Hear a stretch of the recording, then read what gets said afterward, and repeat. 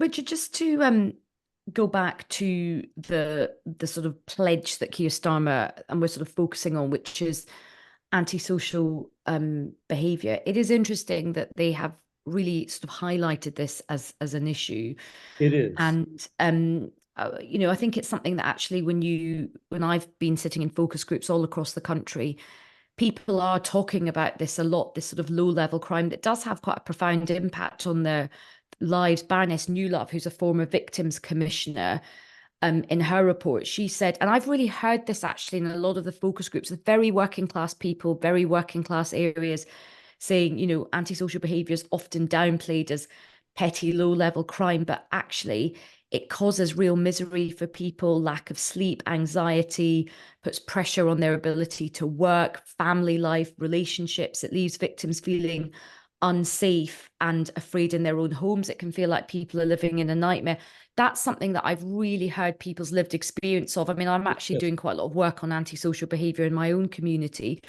How important is it, do you think, for Labour to be tough? You've talked about the respect to gender, which is really important, but this is another part of it, because a lot of ordinary working class people do feel their communities are really blighted at the moment. Yeah.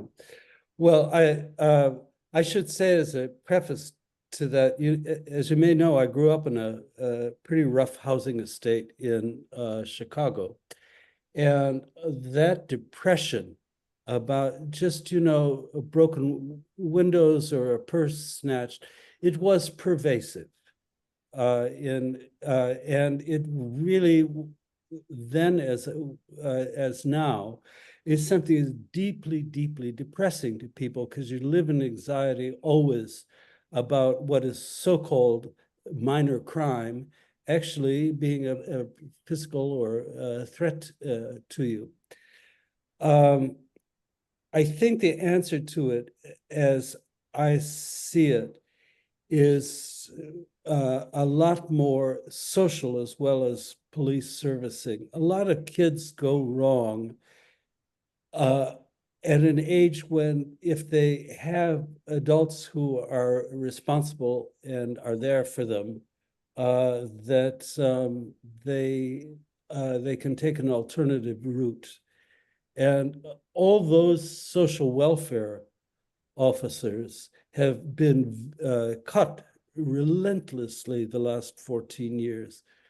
So, I mean, there is just most crime like this is not juvenile, but it's young adult. And it just takes a lot of people in the community to deal with it. Prison alone is not a threat. And that's something we know. In fact, in some cases, it's actually a provocation.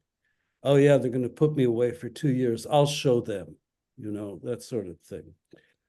So it means rebuilding a whole support network in communities. And I don't know how much we can afford it, but the answer is not simply making more arrests, putting more kids in jail.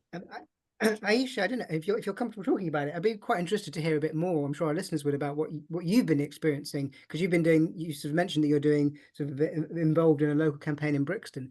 I think that gives us some quite good insight into the scale of this issue in the UK at the moment.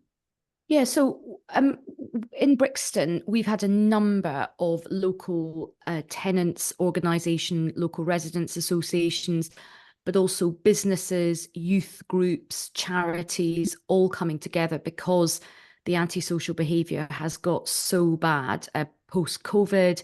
To your point, Richard, seeing the effects of austerity in terms of police cuts as well.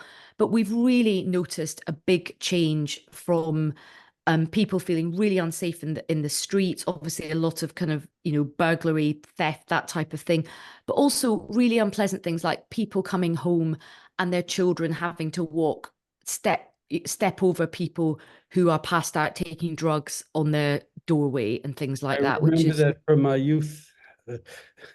Yeah, and how also perilous it was to get from the school to the front door. Yeah. Absolutely. And you know, even because there aren't that many public toilets, lots of urination, defecation, you know, it's really, really bad. And it's causing, I think depression is the right word, this kind of low level depression for everybody. And people are really worried about their kids, you know, what's going to happen to them on the way home from school. Also, it's just not nice to be living around that. So we've come together and we have been asking the local council and the local police to come together with a sort of joint action plan. And I have to say the results have been really unimpressive so far. But what we have really kind of joining up the dots is that, and this is to your point, Richard, you can't just police your way out of this. Police is really, really important. And one of the problems that the police have got is that they are just so under-resourced at the moment. They're so under-resourced.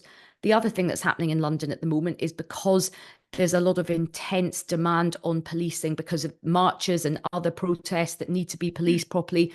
You're seeing a lot of removal of resources from community and neighbourhood policing and the sort of street teams that people used to know. There's a lot of chopping and changing. So there isn't that kind of personal relationship with local police officers anymore. So that's one aspect of it. And I think in the meetings that we've had, the people that have spoken up, by the way, majority mothers coming to these meetings to speak up because they are the ones that are carrying the emotional labor of this. They're the ones that are really worried about all of this for their kids.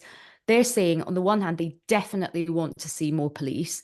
The idea that somehow it's right wing to only want to see police. A lot of people in the community want to see police, but they want police that they know, that's and they want, nonsense, isn't it? That somehow, yeah. But again, you know what that is that prejudice that it's right wing is a kind of left liberal bourgeois notion, you know, people who have never had that kind of fear about walking from school to home or going to a shop and feeling that your handbag is going to be stolen. It's a kind of, there's a kind of, and it's something I've noticed in this country, there's a kind of disconnect at some point in the middle class with the reality of what everyday people feel. It isn't just the elite. It's much more marked than in the States, where there's more of a sensitivity to an issue like this.